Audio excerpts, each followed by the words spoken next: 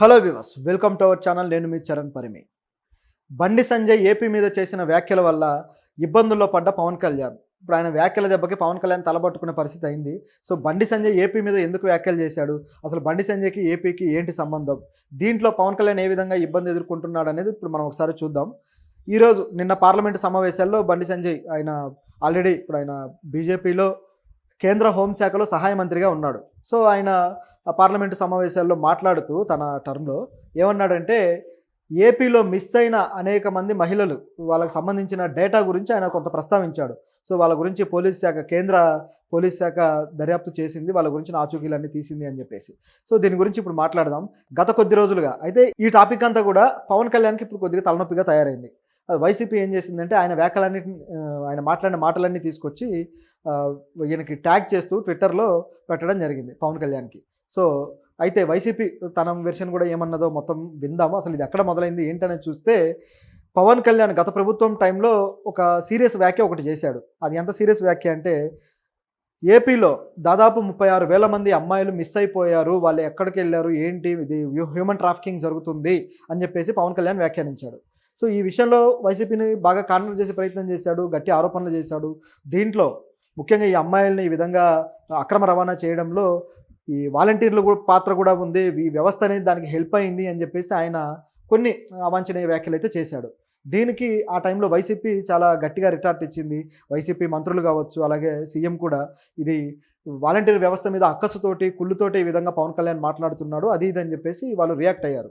So ఇది అప్పట్లో జరిగింది. ఆ తర్వాత పవన్ కళ్యాణ్ ఎప్పుడైతే సీఎం అయ్యాడో, డిప్యూటీ సీఎం అయ్యాడో, అయిన తర్వాత వెంటనే ఆ మరుసటి రోజే ఒక అమ్మాయి ఇట్లా మిస్ అయిపోయింది అని చెప్పేసి అమ్మాయి గురించి ఆచూకీ వాళ్ళ తల్లి వచ్చి చెప్పుకుంటే బాధ. సో వెంటనే రియాక్ట్ అయిపోయి 9 నెలల క్రితం ఆ అమ్మాయి మిస్ అయిపోయిందట. ఎక్కడుందో ఏంటో తెలియదు. ఆ అమ్మాయి ఏమో నా కూతురు, ఒకగానొక కూతురు అని చెప్పేసి బాధపడుతుంది. ఇక లాభం లేదని చెప్పేసి ఇమీడియట్గా పోలీసు వ్యవస్థని అలర్ట్ చేసి మొత్తం 3 రాష్ట్రాల్లో, బెంగళూరులోను అలాగే ఇక్కడ హైదరాబాద్లోను, ఇట్లా మొత్తం 3 రాష్ట్రాల్లోనూ జల్లెడ పట్టారు. ఆ తర్వాత మన పోలీసులు మొత్తం దేశం మొత్తం మీద ఇన్ఫర్మేషన్ ఇవ్వటం వల్ల కాశ్మీర్లో అమ్మాయి ఆచూకీ తెలిస్తే అక్కడ ఒక అబ్బాయి లవ్ ట్రాప్లో పడి అక్కడికి వెళ్ళిపోవడము, అక్కడ ఆ అబ్బాయి హౌస్ అరెస్ట్ చేసేసి అమ్మాయిని ఇబ్బంది పెట్టడం, ఇదంతా జరిగింది. సో అదంతా మొత్తానికి అమ్మాయిని పోలీసులు అక్కడ నుంచి తీసుకువచ్చి అప్పచెప్పారు. పవన్ కళ్యాణ్కి కూడా అమ్మాయి తల్లి కృతజ్ఞతలు చెప్పింది. ఇది జరిగిన సంఘటన. దీంతో పవన్ కళ్యాణ్ ఆరోపణలు సగం నిజమయ్యాయి. అంటే ఏపీలో ఇన్ని వేల మంది మిస్ అయ్యారు అనేది కొంత నిజమైంది. అయితే దీంట్లో కొన్ని అన్నీ ఒకటే పద్ధతిలో కిడ్నాపుల రూపంలోనో లేకపోతే మరో రూపంలోనో జరగటం కాదు. కొన్ని ఈ విధంగా లవ్ ట్రాప్ అని చెప్పేసి, లేకపోతే మరో రకంగా వీళ్ళే ఇంటి నుంచి వెళ్ళిపోవడము, ఇట్లాంటివి జరిగి మిస్ అయిన వాళ్ళు కూడా ఉన్నారు అనేది కొంత ఉంది. సరే, ఏది ఏమైనా సరే చివరికి డెస్టినేషన్ ఏమవుతుంది అంటే హ్యూమన్ ట్రాఫికింగే అయిపోతుంది దాని పరిస్థితి. ఇలా ఉంది. అయితే దీని మీద పవన్ కళ్యాణ్ రియాక్ట్ అయ్యి పోలీసులు కూడా కొత్త చట్టం తీసుకొస్తాము, సిస్టమ్ తీసుకొస్తాము అని చెప్పేసి ఆయన మన అసెంబ్లీలోనే చెప్పడం జరిగింది. ఇదొక ఎత్తు అయితే, సరే వైసీపీ గవర్నమెంట్కి దాని మీద ఏం మాట్లాడలేకపోయింది. మొత్తానికి అమ్మాయిల గురించి ఆచూకీ కనుక్కుంటున్నారు అని చెప్పి ఇన్ని రోజులు అనుకుంటూ ఉండగా సడన్గా బండి సంజయ్ కేంద్ర మంత్రి ఉన్నట్టుండి ఒక బాంబు పేల్చాడు. నిన్న పార్లమెంట్లో ఆయన ఏమన్నాడంటే, 2019 నుంచి 23 వరకు దాదాపు ఏపీలో 44,800 చిల్లర అమ్మాయిలు మిస్ అయిపోయారు. సో మొత్తం హ్యూమన్ ట్రాఫికింగ్లో వీళ్ళంతా కూడా ఇదయ్యారు. సో వీళ్ళల్లో దాదాపు 44,022 మందిని పోలీసులు ఆచూకీ కనిపెట్టి వాళ్ళను కనుక్కున్నారు. ఇక దొరకాల్సిన వాళ్ళు మరి కొంతమంది ఉన్నారని చెప్పేసి ఆయన కొత్త లెక్క ఒకటి చెప్పాడు. దాంతో ఒక్కసారిగా వైసీపీకి మంచి పట్టు దొరికినట్టు అయింది. ఎలాగంటే, వెళ్ళిపోవడమే కాదు, వాళ్ళు అలా కనపడకుండా పోవడమే కాదు, తిరిగి దొరికారు. దీని అంతటికీ కారణం పోలీసు వ్యవస్థ సిన్సియర్గా పనిచేసింది. అంటే గత ప్రభుత్వం నుంచి కూడా ఇది వీళ్ళు ఒక్కసారిగా దొరికింది కాదు, ఇది ఆ టైం నుంచి కూడా మొత్తం రేషియో అనమాట. 19 నుంచి కూడా 2024 ఈ టైం వరకు కూడా దొరికిన వాళ్ళు. సో అంటే పారిపోయి దొరికిన వాళ్ళు. ఇదంతా కూడా వైసీపీ ఇప్పుడు ట్విట్టర్లో మెన్షన్ చేసి పవన్ కళ్యాణ్ పెట్టింది. ఇప్పుడు మీరు ఏమంటారు, దీనికి సమాధానం చెప్పండి. అలా డైరెక్ట్గా హ్యూమన్ ట్రాఫికింగ్ అయిన వాళ్ళు కాదు, వాళ్ళు ఏదో ఎగ్జామ్స్ ఫెయిల్ అయ్యి వెళ్ళిపోయిన వాళ్ళు, అలాగే ఇంట్లో ఘర్షణల వల్ల వెళ్ళిపోయిన వాళ్ళు, అదేవిధంగా మానసిక పరిస్థితి బాగాలేక వెళ్ళిపోయిన వాళ్ళు, ఇలాంటి వాళ్ళే ఉన్నారు తప్పితే మరొకటి కాదు. సో మీరు ఏ విధంగా ఇలాంటి ఆరోపణలు చేశారు, ఇట్లా హ్యూమన్ ట్రాఫికింగ్ మా గవర్నమెంట్లో జరిగిందని, దీనికి సమాధానం చెప్పండి అని చెప్పేసి పవన్ కళ్యాణ్కి కౌంటర్ ఇస్తూ వైసీపీ శ్రేణులు పెట్టారు. అయితే వీళ్ళు పెట్టిన దాంట్లో ఎంతవరకు లాజిక్ ఉందనేది కూడా మనం మాట్లాడదాం. వాళ్ళు పెట్టేస్తే అయిపోదు కదా, దాంట్లో కూడా ఉంది విషయము.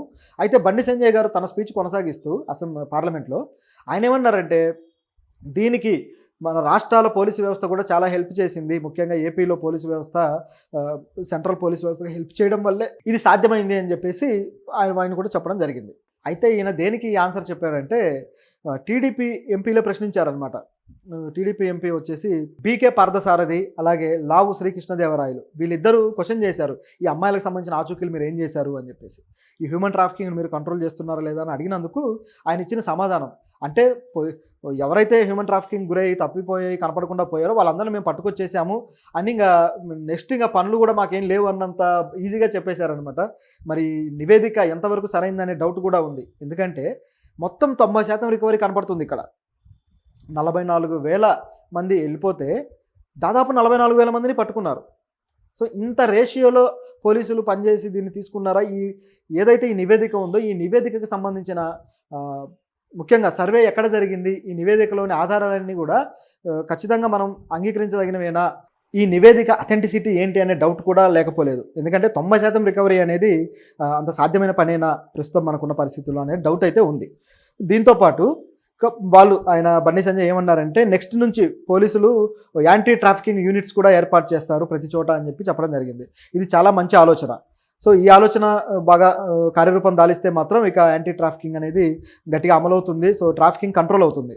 సో ముఖ్యంగా ఆడపిల్లల విషయంలోనే ఎక్కువగా జరుగుతూ ఉంటుంది. మనం ఈ సర్వేలు కూడా గమనిస్తే ఈ ట్రాఫికింగ్కి సంబంధించిన సర్వేలు కూడా 2022లో మిస్ అయిన దాదాపు ఒక 15,000 మంది మిస్ అయితే ఇందులో 60% అమ్మాయిలే ఉన్నారు. సో 60% అమ్మాయిలు ఎందుకు మిస్ అవుతున్నారు అనే క్వశ్చన్ మరి రావాలి కదా.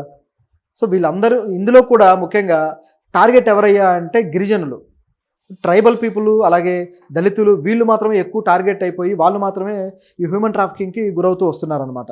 సో ఇదొక పరిస్థితి ఉంది. వాళ్ళు ఎందుకు టార్గెట్ అవుతున్నారంటే వాళ్ళకు ఉద్యోగాలను, సిటీస్లో ట్రైనింగ్లను, కోచింగ్లను ఆశ చూపి తీసుకెళ్లే వాళ్ళు కొంతమంది అయితే ఆ కూలీ పనులు ఉన్నాయి, ఈ కూలీ పనులు ఉన్నాయని వాళ్ళని సిటీస్కి తీసుకొచ్చి ఇక్కడ నుంచి వీళ్ళని వేసే వాటికలకు చేర్చే వాళ్ళు కొంతమంది.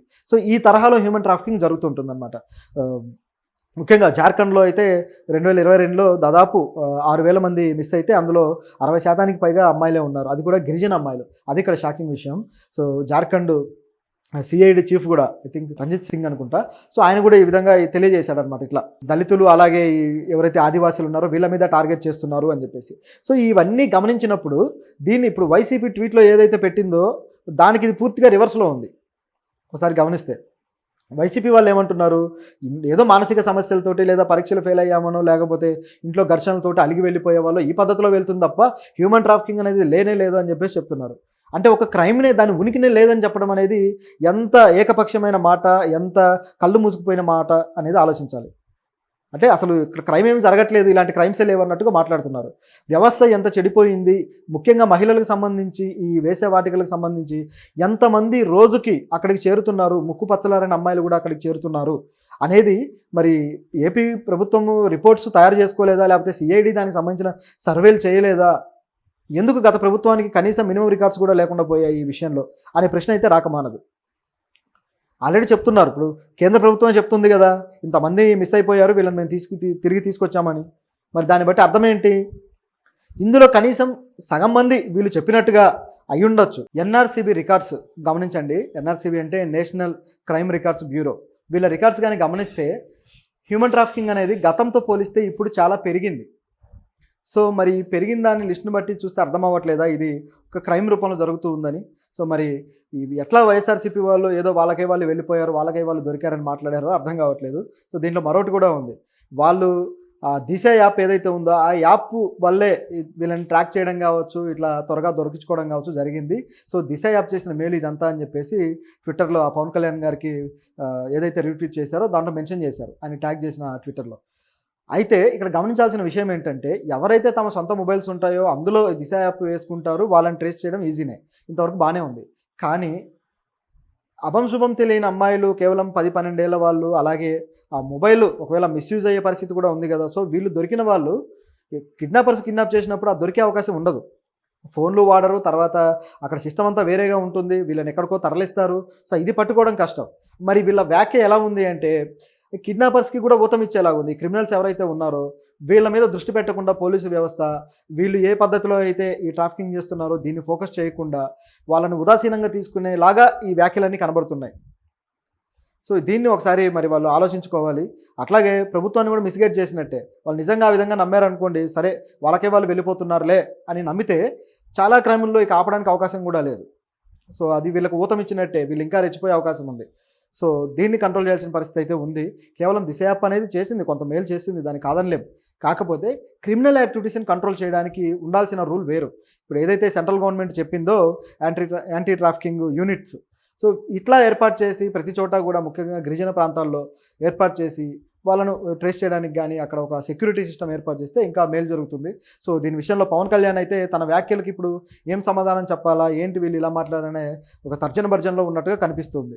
ఎందుకంటే పవన్ కళ్యాణ్ వచ్చిన తర్వాత ఆయన కూడా ఇప్పుడు వాలంటీర్ల వ్యవస్థ మీద వ్యాఖ్యానించాడు. వాళ్ళే చేశారు ఈ విధంగా అని చెప్పేసి.